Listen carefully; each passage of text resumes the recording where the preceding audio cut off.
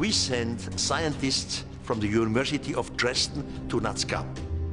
They measured the magnetic field and they found a change in the magnetic field under some of the lines.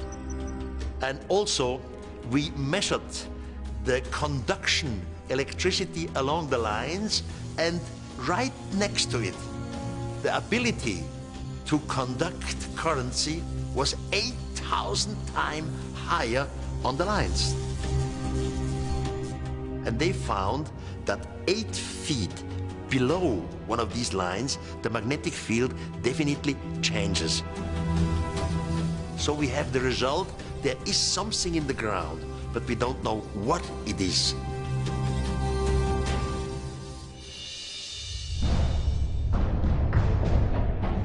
Is it really possible that something in the Earth might have attracted an otherworldly species to Nazca? Could it have been an outpost for a mining operation of precious metals, or perhaps minerals needed for rocket fuel? It's been said that if any extraterrestrial wanted to come to Earth, Nazca would be a great place for them to land. Nitrates and various things that we use in our modern propulsion are found in abundance. Maybe it's possible that extraterrestrials were aware of this location as an energy source, and ancient man left these depictions and runways as a way to entice those beings to come back. We find that the Nazca civilization was placed in nitrate-rich environments. They had no purpose for these nitrates.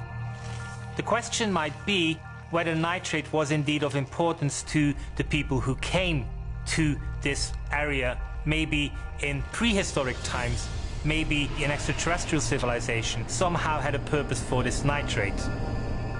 Because nitrate is used in an awful lot of interesting technological applications today. Such applications as space travel. But might the extraterrestrial contact at Nazca have been designed to support an even greater presence that we have yet to recognize? And could Nazca have in time served its purpose, only to be abandoned? With any visit or with any project, the time arrives when something is finished. And that is why some of these contacts have ended, because the extraterrestrials went on to different places. So why would extraterrestrials be coming to Nazca? Some of the lines at Nazca are going straight through the Andes. The lines themselves directed you farther east. But if Nazca was used as an ancient mining site by extraterrestrials, might there be evidence of other, similar sites around the globe? According to ancient astronaut theorists, there are, and they can be found hundreds of miles away, at the ruins of another lost civilization.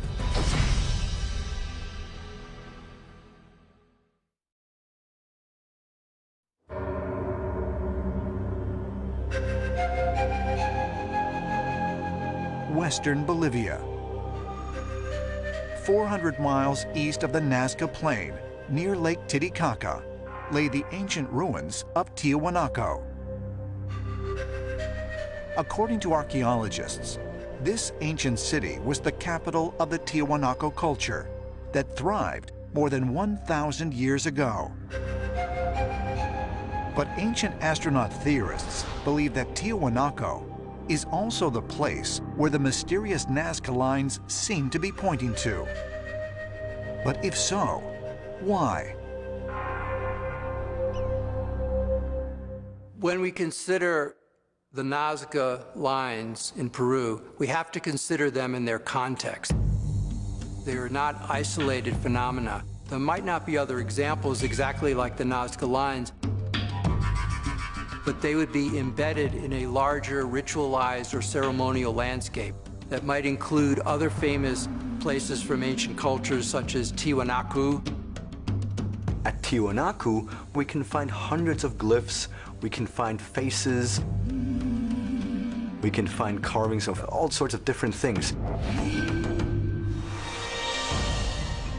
According to legend, Tiwanaku was created as a tribute to beings called Sky People, under the direction of Viracocha, the Inca god linked to Nazca.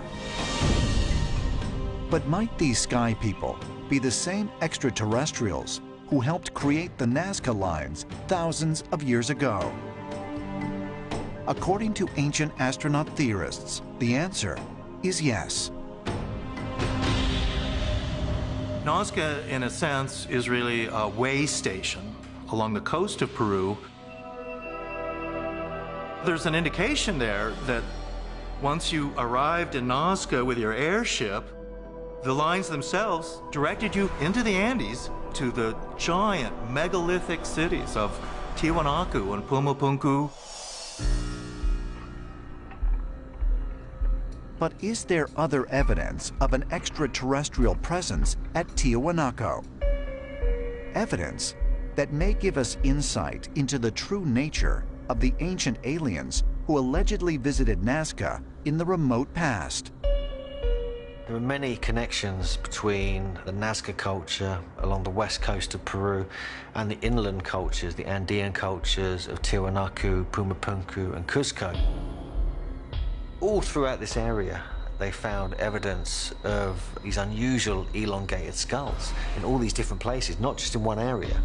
And so it seems like they were the builders of these sites.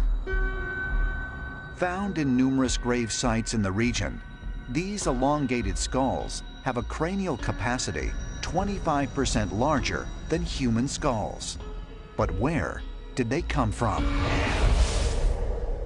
You will find academic critics who will say it was because there were some Incas who wrapped their babies' heads in some kind of blankets or cloths to make them grow long, a kind of cosmetic procedure.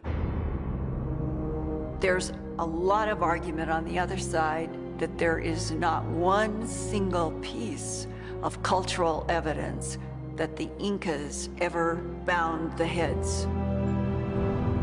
So you've got a conflict there among archaeologists, even looking at the Peruvian heads. I suggest the extraterrestrials who were here thousands of years ago, they had elongated heads, and our ancestors simply wanted to copy it. They made it in the beginning. They hoped that they would become similar to the extraterrestrials they have seen long time ago. They are physically changing the appearance of their children to resemble the physical appearance of the deities.